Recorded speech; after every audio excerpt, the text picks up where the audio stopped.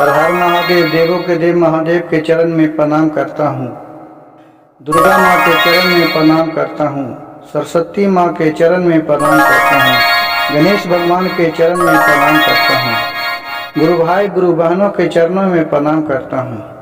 गुरु भाई गुरु बहन, आज एक शिव चर्चा कथा सुनाने जा रहा हूँ, जिसे कृपया ध्यान पूर्वक सुनिएगा कि भोलेनाथ पर बासी बेलपत्र चढ़ाने का फल।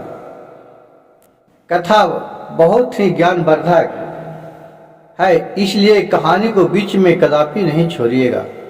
बीच में छोड़ने से शिव गुरु का अपमान होता है, पूरा सुनने से ज्ञान होता है। तो गुरु भाई गुरु बहन देखिए, एक गुरु बहना थे, उसके बाल बच्चा नहीं हो रहे थे, तो बैजनाथ धाम गए और वहाँ भोलेनाथ पर माथा टेके मन ही मन बोले, हे भोलेनाथ, हमने सगर बाल बच्चे के लिए आरजू मिनती किए, कम से कम मेरे आंचल आप भर दीजिए, तो आपको दर्शन के लिए हम जरूर आवेंगे। ओ गुरु बहना इतना सच्चे विचार के थे कि जिसका कोई नहीं कहा जाता है। जो भी कोई हंसी से निखेरी से बिना हंसे उसे कह देते थे तो वो बात वो मान जाती थी। सभी को बात जैसे जिसे कहते थे पूजा पाठ करने के लिए उसे उसे कहते थे। तो बहुत सा गुरु बहना बोले कि अजीज सावन के सोमवार के दिन बेलपत्र नहीं तोड़ा जाता है, ये बेलपत्र एक दिन पहले तोड़ के रखो और भोलेनाथ पर चढ़ाना। बेचारी उसी तरह करते थे, वो एक दिन पहले तोड़ के रख लेते थे, मतलब संडे के दिन, इतवार के दिन तोड़ के रख लेते थे और सोमवार को चढ़ाते थे। देखिए भोलेनाथ के कृपा से उसे एक बाल बच्चा, बहुत सा सुंदर बच्चा पैदा लिया। उसे 5 साल का बच्चा हो गया। अब इसका एक बार याद आया कि चलते हैं, मैं बैजनाथ धाम में कहे थे कि भोलेनाथ जब मेरे गोद भर जाएगा तब मैं आपको दर्शन करने के लिए आएंगे।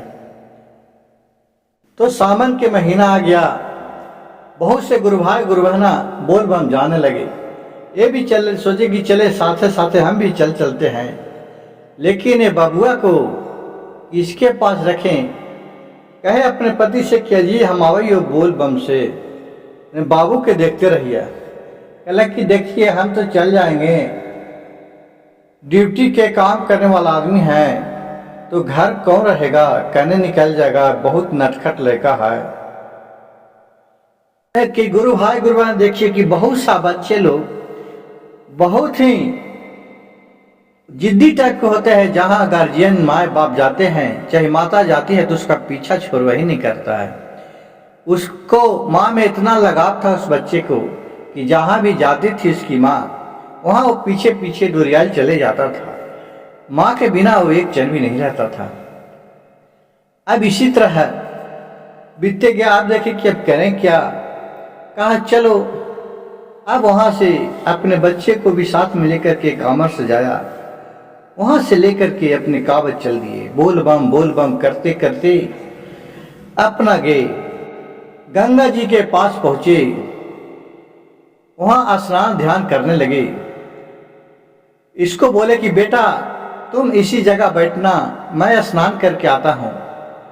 लेकिन बच्चे देखो कहाँ मानता है। माँ आगे आगे गई, पीछे पीछे ये भी वहां गंगा जी में चले गए। गंगा जी में गए, इसका पैर फिसला और डूब गया, अंदर चला गया। लेकिन देखिए वहां भोलेनाथ की नजर खुराए, ये तो मेरे बालक दिया हुआ है, ये अंदर आ गया। इसका माँ तो कितना बेचैन था होगा। फिर उस बालक को गंगा जी अपने गोद में ले लिए। फिर जब ऊपर आया तो सब अपने बालक की खोजने लगा, तो उसका बालक नहीं मिला। बोला कि देखिए आपके पीछे पीछे तो एक बालक गया, लेकिन जो गंगा में गया आप नहा के गए और वहां से वो आया नहीं है। अब इधर उधर खोजा, अब फिर गुलाल हो गया इतने में कि एक बालक डूब गया, बालक डूब गया, बालक डूब गया। तो गुरु भाई देखिए वहां बहुत रोने लगा, बिलखने लगा उसकी माँ।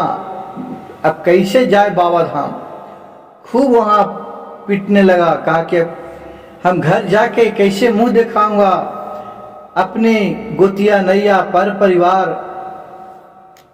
अपने पति को कैसे मुंह दिखाऊंगा। एक तो 12 महीनता से भोलेनाथ जे भी दिए वो वही आप छीन लिए, हम किस तरह जाऊंगा भोलेनाथ। अब मैं इसी जगह अपना रोते पीटते जान दे दूंगा, अब मैं वापस नहीं जाऊंगा। वो भी गुरु बहन, वो भी गंगा जी में डूबने के लिए हाली हाली जा रही थी दौड़ दौड़ के, लेकिन जो हाँ कंवरिया लोग थे, गुरु भाई गुरु बहन, उन लोग उसको पकड़ लेती थी और बहुत उसको संतापना दी।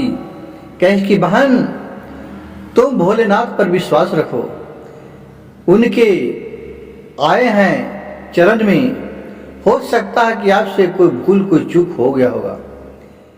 आप जाइए, जिस काम से आए हैं आप जाइए, भोलेनाथ के पास दर्शन कीजिए, उन्हीं से आरजू मिनती आराधना कीजिएगा, वही आपको बालक को लौटा सकते हैं। और किसी में शक्ति हम लोग में नहीं है कि हम लोग उसे खोज के ला सकते हैं। अब वहां से बेपरीत बोल बम बोल बम बोल बम बोल बम करते धौगल बेचारे विपरीत जा रही है बैजनाथ धाम। वहां गए, पंडे लोग की हटाए की हटाई है कि हमको हक दर्शन कर दिए। सब कोई इसका रो रहा था, इसका बेचैनी देख करके उसको रास्ता क्लियर कर दिया।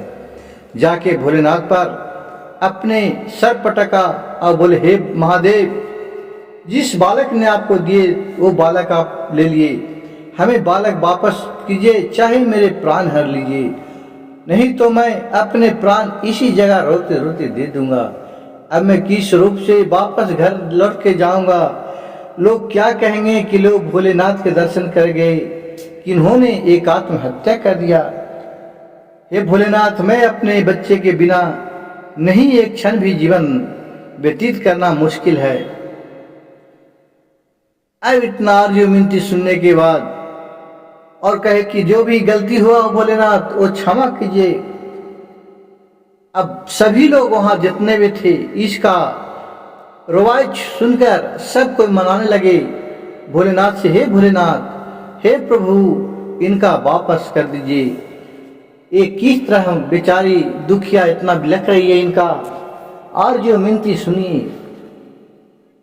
तो देखिए भोलेनाथ उधर से एक साधु के रूप में आए और उसको उठा रहे हैं। बच्चे उठो उठो, क्यों रो रही है, तुम्हें क्या हुआ? लेकिन उस साधु की तरफ मुड़ के नहीं देख रही है, खाली बोले, क्या करूं बाबा, मैं यहाँ से जिंदा घर नहीं जाऊंगा, मैं अपने प्राण इसी जगह दे दूंगा। मेरे अपने बालक को लाए थे बाबा धाम के दर्शन करने के लिए कि जो गंगा जी में डूब गया। अब मैं किस मुंह से घर जाऊंगा, कैसे, क्या हमको सब कहेगी? कहे कि कौन सा बालक डूब गया? बच्ची उठो उठो, देखो तुम्हारे बेटा तो तुम्हारे सामने ही खड़ा है। कहे नहीं बाबा, वो आँख नहीं खोल के देख रहे। फिर कहे कि एक बार तो खोल के देखो। उसने देखा तो देखा कि सही में उसका बेटा सामने खड़ा है बाबा के बगल में। इसे देखकर वो बाबा के चरण में लपटा गई, बोले, बाबा आप कोई और नहीं, आप साक्षात भोलेनाथ हैं, आप बाबा के रूप में आए हैं। भोलेनाथ, हमसे क्या चूक हो गए जो हमें इतना परीक्षा ले रहे थे? मैं तो परीक्षा आपको देल पार नहीं लगूंगा। भोलेनाथ बोले, बाबा कि देखो, आज से तुम जाना, जब भी तू बेलपत्र चढ़ाना तो बासी बेलपत्र कदापि नहीं चढ़ाना। हो सके तुम एक लोटा जल से ही अर्पण कर देना। बासी बेलपत्र चढ़ाने का मतलब है कि मैं बासी भोजन हमें तुम परस रहा है।